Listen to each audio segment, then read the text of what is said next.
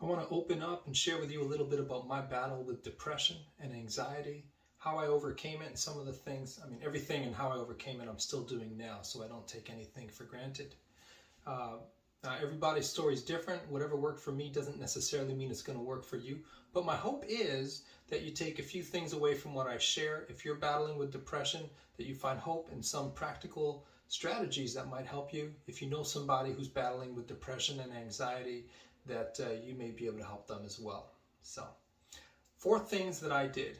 Actually, first let me explain. I'm somebody who's very, very motivated, very creative, very entrepreneurial. So I didn't recognize myself when throughout 2019, 2020, and 2021, a series of circumstances brought me to this place where I had no motivation. I was absolutely depressed. I had terrible thoughts running through my mind. I had isolated myself from everybody.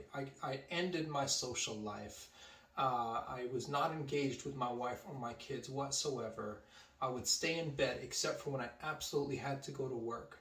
And I did not see my circumstances changing. I felt stuck. I felt hopeless.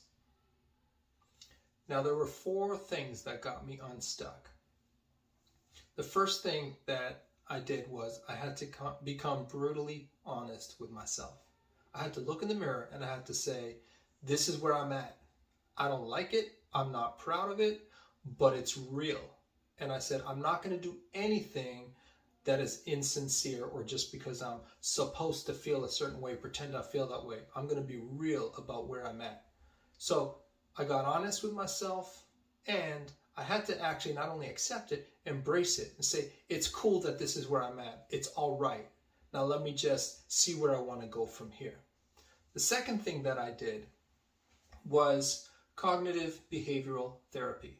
I found a CBT, cognitive behavioral therapist, and I had a few conversations with her. Super helpful. CBT was something that was very helpful for me because it wasn't just about therapy in that conversation.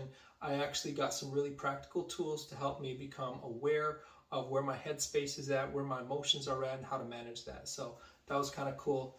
Now, that wasn't the solution by itself. That was one of the things. So, 1, be honest with myself. 2, I got some cognitive behavioral therapy. 3 was I resisted the temptation to isolate myself. I had to stop those patterns, and I just did a couple of simple things because I didn't have the motivation to take big swings or to have the discipline to do something every day. I had to make tiny decisions that I knew I could do once. And one of those decisions was I decided to join a weekly networking group of like-minded business leaders. And that just gave me a regular, kind of a steady rhythm of motivation, of perspective, getting me outside of just thinking about myself. So I joined this group and I was meeting with these folks on a weekly basis, and that helped me keep my mind on the bigger picture. I also reached out to a close friend of mine that I knew and trusted and decided I'm going to open up to him. I'm going to share. I'm going to ask him to share from some of his experiences and learn from his story as well. And I started to say yes when my wife would set up appointments with friends. I went from saying no to saying, sure, I'll show up. And that's all I had to decide. I'll show up. I don't have to do anything big. I don't have to do anything major. I just have to show up. And the 4th thing, which was key, was prayer. Now, I was not in a place where I wanted to pray. My Christian faith has always been a big part of my life, but through this period, I was not praying. I did not have the motivation. I was not talking to God. I felt like if he didn't, if he wanted to help, he could have helped, and he wasn't helping, it seemed. So I was just, God and I were not on talking terms, at least from my perspective. But I knew that there were people around me who loved me and were willing to pray for me. I asked my wife, I asked a few close friends, I asked my spiritual father and mentor, please pray for me. This is what I'm going through. Pray for me. Now, those circumstances that I thought would never change, they did change. By the end of 2021, every one of those circumstances changed.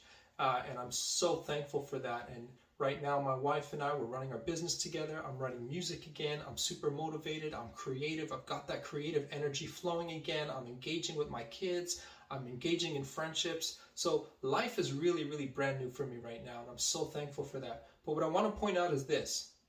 I didn't start doing those 4 things when my circumstances changed. I started the process. I started the process while things still sucked and while I still felt stuck. Hopefully some of these things will help you. Just to recap the 4 things again.